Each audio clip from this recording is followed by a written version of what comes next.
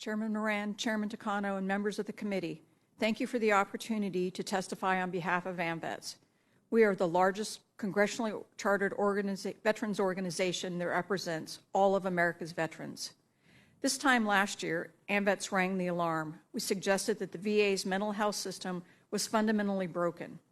Simply providing additional resources would not fix what is still horribly broken.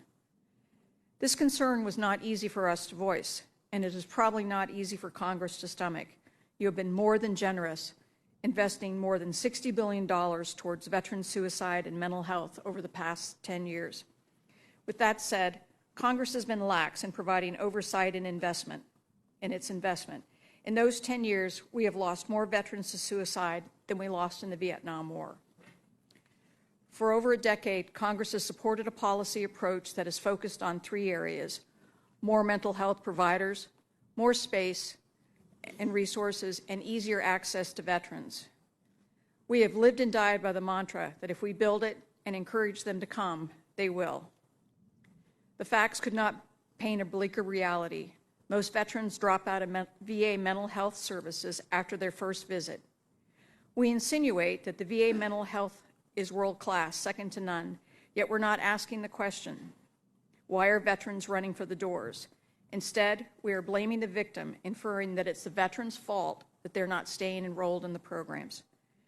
In 2015, the Journal of the American Medical Association, known as JAMA, stated that the evidence-based treatments veterans are receiving are generally ineffective and new and novel treatments are needed. In 2018, the VA conducted its first independent evaluation with regards to VA mental health. Findings indicated no clinically significant outcomes for veterans receiving general mental health care services or PTSD treatments. In layman's terms, veterans receive the treatments and they don't feel any different. VA reported the same in their 2019 independent evaluation. Just this month, JAMA again released a report suggesting that the go-to evidence-based treatments for VA and DoD are ineffective for as much as 2/3 of those treated. Why has Congress not held a single hearing on these reports and research? Let me tell you why veterans are walking out the door. They don't want to live life in VA hospitals and psychotropic fogs. VA medical centers are amazing. I refer people there all the time. However, I would not choose to go there to get mentally healthy. For myself, physical activity of some kind, yoga, tai chi, the gym, or even meditation. Our local VA clinic in Youngstown, Ohio, has offered Tai Chi for a couple of years now. The only cost incurred by the VA are instructor fees, as my AMVETS post provides the space free of charge. However, this class, which is conducted only twice a week, was canceled earlier this month due to budget constraints. I worry for these veterans. I've watched them gain confidence with each session and, more importantly, connect with people in a very positive way. Where are they to go now? If we had spent $9 billion this year showing veterans how to live lives worth living, our veterans would be in a lot better position. Instead, we have built a hard-to-manage mental health conglomerate with associations and unions who put their needs first. We need to end the madness. The death toll is the only number that matters. Regardless of billions spent, our suicide numbers have not budged an inch. Why are we so scared to try something dramatically different? Not in a hospital-centered system focused on symptomology, but rather creating a substantial investment in wellness training and helping veterans live lives worth living, the only real antidote to suicide. Along these lines, we need to address the most essential clinical thing we can do for veterans, to get them to quit smoking combustible cigarettes.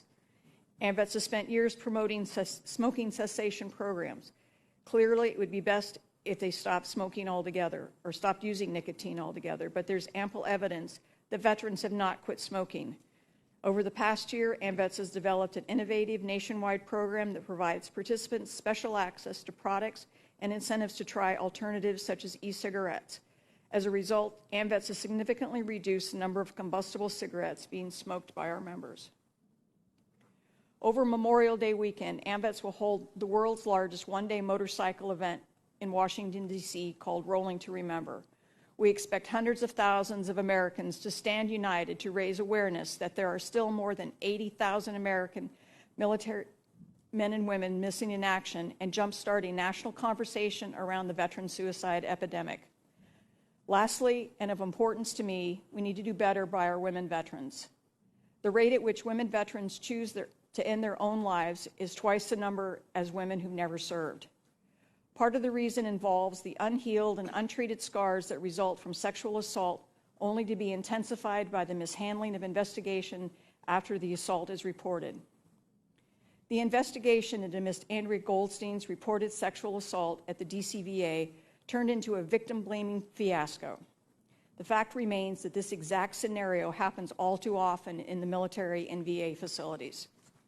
Imagine, instead of it being Ms. Goldstein, it's your mother, your sister, your daughter who made these claims.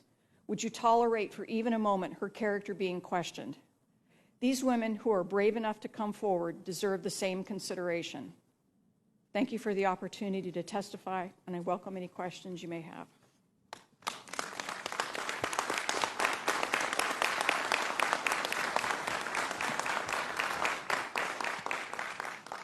I want to congratulate AMVETS on your 75th anniversary. I'm not far behind, and suicide is not just a VA problem, it's a national problem, and I really appreciate you bringing it up. Another reason that I wanted to serve another term was to work on that. When I graduated from medical school in 1970, be 50 years this December, we had 500,000 inpatient psychiatric beds in the United States. The population's grown 40%. We have less than 50,000. Our jails now are psychiatric facilities in the United States. It's shameful. And the VA can be a leader. I really believe that. They have the resources. And I did exactly, Ms. Brown, what you did. I was sitting at a staff meeting one day, and I said, how much money did we spend on mental health in 2003? And they said, about $2.5 billion. I said, well, how much are we spending today? It was $7.5 billion. I said, what's the suicide rate? It's the same. I said, so if it's the same, we got to quit doing what we've been doing because it makes no sense whatsoever. Mrs. Brown, I just wanted to say I was distressed to hear that example about the Tai Chi at your post because your congressman for that post, Tim Ryan, and I have both been working hard on trying to expand opportunities like that with VA funding. And I know last year as a member of the Appropriations Committee, he got more money in the whole health bucket than we'd had before. But obviously it's not going far enough if there's demand for that program and it's not being met. So go ahead. Looks like you have. I was just going to say that I just recently found out that that comes out of the physical therapy budget, which I think if it was moved over to mental health, it would probably have a little better staying power. Yeah, we need whole health to have its own budget is the answer, and we're working on that. Right. So, Mr. Thank Chairman, you. I yield back. Thank you.